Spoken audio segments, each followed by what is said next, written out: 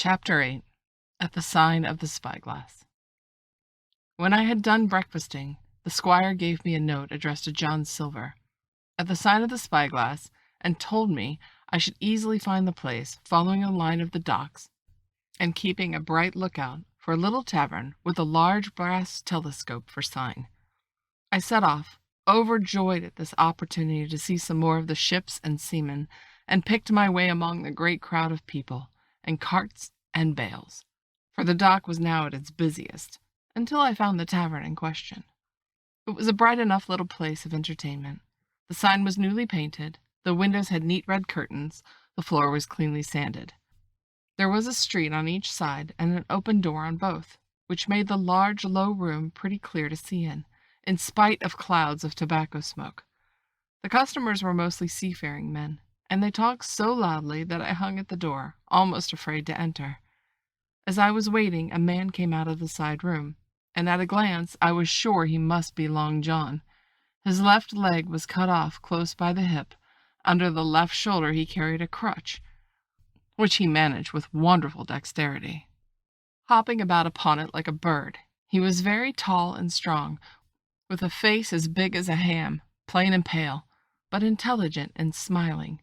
Indeed, he seemed in the most cheerful spirits, whistling as he moved about among the tables, with a merry word or slap on the shoulder for the more favored of his guests.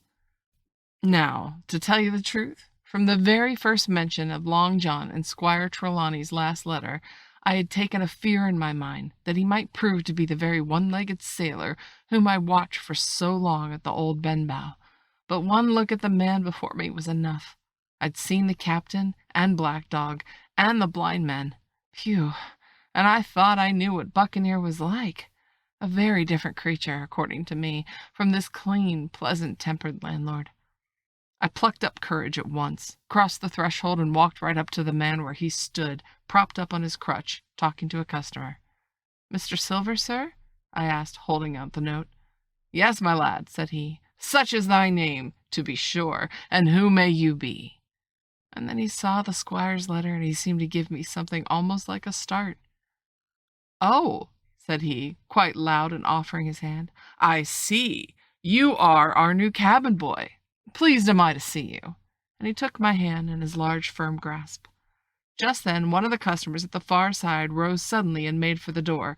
It was close by him, and he was out in the street in a moment. But his hurry had attracted my notice, and I recognized him at a glance. It was the tallow-faced man, wanting 2 fingers, who had come first into the Admiral Benbow. "Oh," I cried, "stop him! It's Black Dog!" "I don't care 2 coppers who he is," cried Silver, "but he hasn't paid his score. Harry, run and catch him."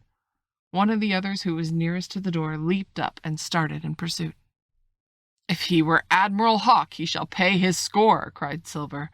But then, relinquishing my hand, "Who did you say he was?" he asked. "Black what?" "Dog, sir," I said. "Has Mr. Trelawney not told you of the Buccaneers? He was one of them." "So?" cried Silver. "In my house? Ben, run and help Harry. One of those swabs was he. Was what you were drinking with him? Morgan, step up here." The man whom he called Morgan, an old gray-haired, mahogany-faced sailor, came forward pretty sheepishly, rolling his quid. "Now, Morgan," said Long John very sternly, "you never clapped your eyes on that black Dog before, did you now?" "Not I, sir," said Morgan with a salute. "You didn't know his name, did you?" "No, sir." "By the powers, Tom Morgan, it is as good for you," exclaimed the landlord. "If you'd been mixed up with the like of that, you would have never put another foot in my house, you may lay to that. And what was he saying to you?" "I don't rightly know, sir," answered Morgan.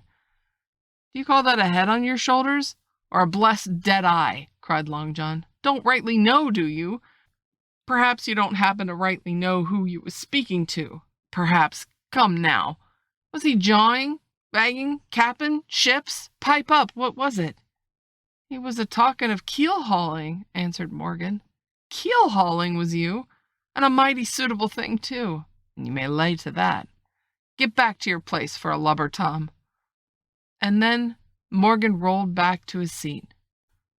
Silver added to me in a confidential whisper that was very flattering, as I thought, "He's quite an honest man, Tom Morgan, only stupid. And now," he ran on again aloud, Let's see, Black Dog? No, I don't know the name. Not I. Yet I can kind of think of... Yes, I've seen the swab. He used to come in here with a blind beggar he used. That he did, you may be sure, said I. I knew that blind man, too. His name was Pew. It was, cried Silver, now quite excited. Pew, that were his name for certain. And he looked like a shark, he did. If we run down this Black Dog, surely there'll be news for Captain Trelawney. Ben's a good runner. Few seamen better than Ben. He should run him down and hand him over by the powers. He talked of keel-hauling, did he? I'll keel-haul him. All the time he was jerking out these phrases, he was stumping up and down the tavern on his crutch, slapping tables with his hand and giving such a show of excitement as would have convinced an Old Bailey judge or a Bow Street runner. My suspicions had been, though he'd reawakened on finding Black Dog at the spyglass, I'd watched the cook narrowly, but he was too deep and too ready and too clever for me. By the time the two men had come back, out of breath and confessed that they had lost track of him in the crowd, and had been scolded like thieves, I would have gone bail for the innocence of Long John Silver. See here now, Hawkins, said he. He's a blessed hard thing on a man like me. Now ain't it? There's Captain Trelawney. What's he to think? Here I have this confounded son of a Dutchman sitting in my own house, drinking my own rum. Here comes and tells me of it plain. Here I let him give us all the slip before my blessed deadlights. Now, Hawkins, you do me justice with the captain. You're a lad, you are, but you're smart as paint. I see that when you first come in. Now, here he is. What I could do with this old timber I hobble on. What was an A.B. master mariner, I'd have come up alongside of him, hand over hand, and broached him into a brace of old shakes. I would, but now... Then all of a sudden he stopped, and his jaw dropped, as though he had remembered something. The score, he bursts. There goes a rum. Why, shiver me timbers if I hadn't forgotten my score. And falling on a bench, he laughed until the tears ran down his cheeks. I could not help but joining in. We laughed together, peal after peal, until the tavern rang again. What a precious old sea-calf I am, he said at last, wiping his cheeks. You and me should get on well, Hawkins, for I'll take my Davy, and I should be rated ship's boy. But come now, stand to go about. This won't do. Duty is duty.